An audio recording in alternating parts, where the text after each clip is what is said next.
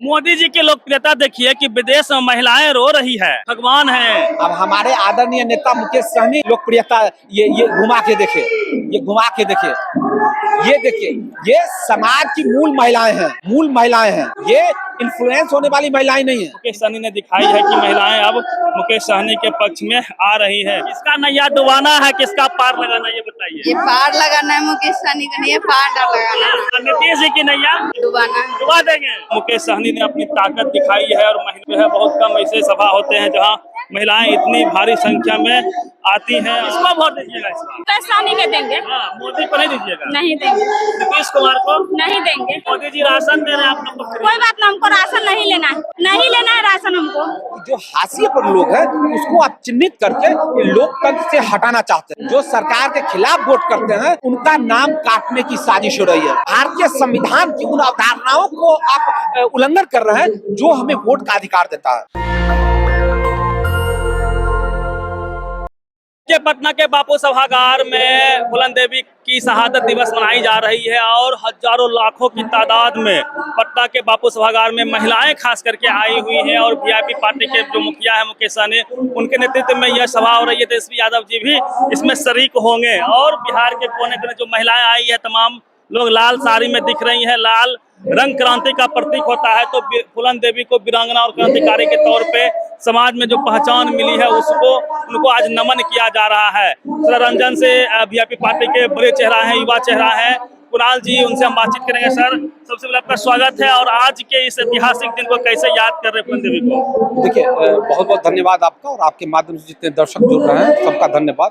और फूलन देवी समाज में प्रतिरोध की आवाज थी और प्रतिरोध के प्रतीक के तौर पे फूलन देवी को समझना चाहिए, उनकी व्याख्या होनी चाहिए, उनका विश्लेषण होना चाहिए। जब तक वो बिहार के जंगल में बागी थे उनको कुछ भी नहीं हुआ, लेकिन लोकतंत्र के सबसे मंदिर को जब उन्होंने ज्वाइन किया तो उनकी हत्या हो जाती है। ये लोकतंत्र की भी पुनर्व्याख्या का वक्त है कि लोग पुनर्व्याख्या करें कि आखिर क्या वजह है कि जब कोई बिहार बागी होता है बिहार में तो उसे कुछ भी नहीं होता है और लोकतंत्र के मंदिर में वो आती है तो उसकी हत्या कर दी जाती है। और जब वो कहती हैं कि जो मैं अगले जन्म में महिला नहीं होना चाहूंगी, चाहे मुझे मेरी पैदाइश जानवर में हो जाए, मुझे मंजूर है लेकिन महिला नहीं होनी चाहिए, तो भारतीय समाज में जो शोषण और अत्याचार है महिलाओं के प्रति वो उसको देखने और समझने की जरूरत है। आप जो देख रहे हैं बिहार के कोने कोने से जो ये महिलाएं आई है, ये हमारे नेता आदरणीय मुकेश सहनी जी के एक आवाज पर बहुत कम समय में वो आई है।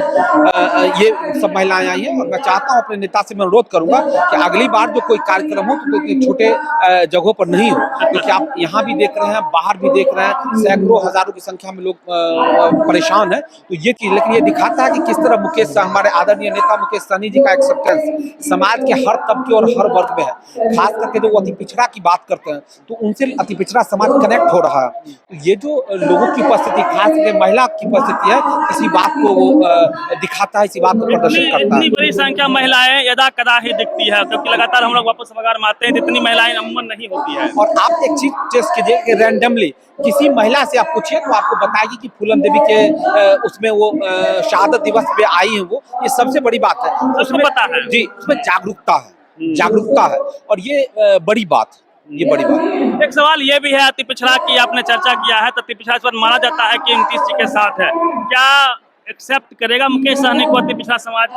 देखिए, माननीय मुख्यमंत्री नीतीश जी बिहार के भूतकाल हैं, बिहार के बीते हुए कल हैं, बिहार का वर्तमान और भविष्य अति पिछड़ों का माननीय हमारे नेता आदरणीय मुकेश सहनी जी हैं। निश्चित तौर पर अति पिछड़ा समाज माननीय मुख्यमंत्री नीतीश कुमार को नेता मानता था, लेकिन अब सिनेरियो चेंज हो रहा है। अगर सिनेरियो चेंज नहीं हो रहा है तो आप ये देखिए, ये सिर्फ सहनी समाज की महिलाएं नहीं है, ये सभी समाज के हर तबके की है, खास करके अति पिछड़ा समाज की सबसे ज्यादा महिलाएं हैं। तो यह बात को प्रदर्शित करती है कि जो अति पिछड़ा समाज है वो आदरणीय नेता मुकेश सहनी उससे कनेक्ट कर रहा है।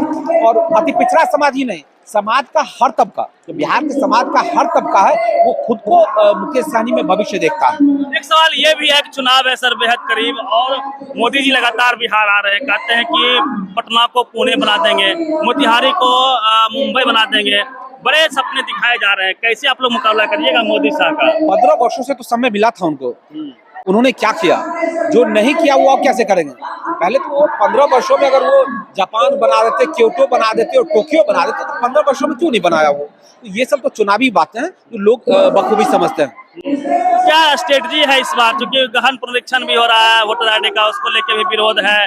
तमाम जो माननीय है विपक्ष के वो काले कपड़े में जा रहे हैं, काले कुर्ते में जा रहे हैं।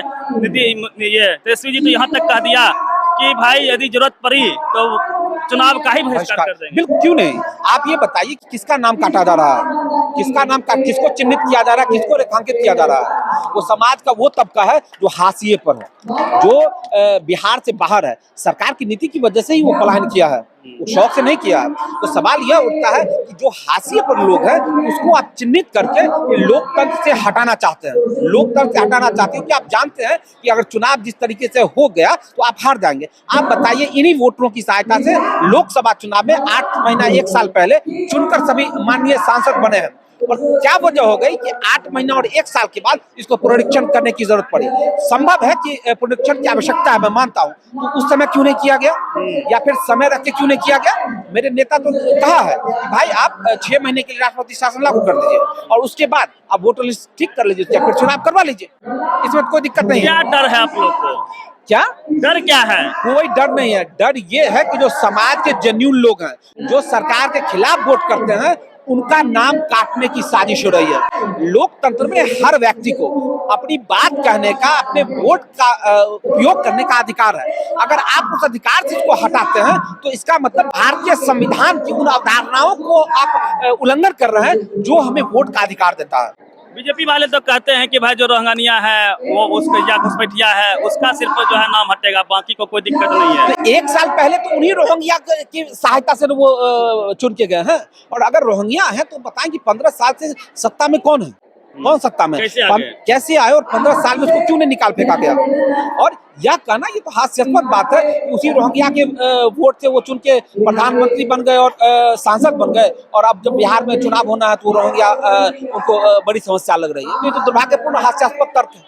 मोदी जी की लोकप्रियता देखिए कि विदेश में महिलाएं रो रही है, अब कह रही है कि वो भगवान है। अब हमारे आदरणीय नेता मुकेश सहनी जी की लोकप्रियता ये घुमा के देखे, ये घुमा के देखे, ये देखिए, ये समाज की मूल महिलाएं हैं, ये मूल महिलाएं हैं, ये इन्फ्लुएंस होने वाली महिलाएं नहीं है। इनके जेहन में जो एक बार बैठ जाता है वो है।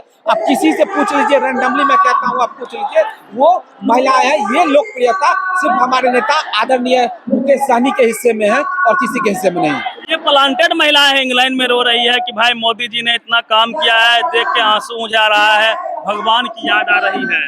अब बताइए, दुनिया में डंका बज रहा है सर मोदी जी का। किसी से पूछ लीजिए ना, भारत में और बिहार में महिलाएं रोने के लिए नहीं है और इंग्लैंड में और यूरोपियन कंट्री में है, तो इससे बड़ी क्या इस पर क्या ही कहा जाए। इस पर कहा जाएगा कि दुनिया में डंका बज रहा है मोदी जी का। अब ये सब दुर्भाग्यपूर्ण बात है। सबसे पहले बिहार और भारत की जो समस्या है, जो अभी वोटरों को हटाने की साजिश हो रही है, उस पर गहन चर्चा की आवश्यकता है। बनिस्पत की लोगों का जो चर्चा का विषय केंद्र है उसको हटाने का। अभी आपने देखा पाकिस्तान को नेस्तानाबूद कर दिए मोदी जी। अभी बिहार की बात कीजिए, पाकिस्तान को नेस्तानाबूद करने में वो बिहार के वोटरों को क्यों हटा रहे हैं। आप बिहार पर बात कीजिए, आप जो अभी बापू सभागार में है इस पर बात कीजिए। क्या प्लानिंग है क्या वोटर में जो गरीब पिछड़ा का नाम काटने का? कुछ नहीं, बस यही है कि सरकार जानती है कि बूथ बाय किस बूथ पर उसको कम वोट आने वाला है, और उस बूथ बाय वो 150 वोटर को वो कम करेगी, और फिर हो हंगामा होगा तो कुछ आधे अधूरे वोटरों को जोड़कर एक बड़े हिस्से को। देखिए, पिछले बार एनडीए और महागठबंधन के बीच मात्र 12,500 का फासला था। अब बताइए कि जो सरकार बनाने में 12,500 वोट का अंतर हो, वो तो कभी भी उलटफेर किया जा सकता है। इस गहन पुनरीक्षण के नाम पे 1,00,000, 2,00,000, 5,00,000 वोटर को तो आराम से हटाया जा सकता है। तो बस यही साजिश है कि जो 12,500 का फासला था उसको गुना गणित करके वो लाखों में वो तब्दील कर दिया जाए। बस यही साजिश है। हर बूथ को लेके टारगेट है। बिल्कुल, सब चिन्हित है कि किस बूथ पर उनको वोट नहीं मिलता है। आप लोग के घर बीएलओ आए? नहीं, कहाँ भी संभव है। बीएलओ भी तो आदमी है, उसके साथ तो बीएलओ के साथ तो ये सरकार इतना अत्याचार कर रही है तो शायद किसी के साथ अत्याचार नहीं करती हो। स्कूल खुला हुआ है लेकिन शिक्षक को बीएलओ कर्मी बना के काम करवाया जाता है और नाम का स्कूल खुला हुआ है। बीएलओ पर तो अत्याचार हो रहा है, उसको तो ह्यूमन बीइंग समझने के लिए सरकार तैयार नहीं है। वो रात रात भर जगा कर उसे काम करवाती है। आप कैसे कोई बीएलओ 500-700 घर में एक बीएलओ जाके विजिट करेगा, उनके सभी सदस्यगण के बारे में वो जानकारी लेगा? ये पॉसिबल है इतने कम समय में?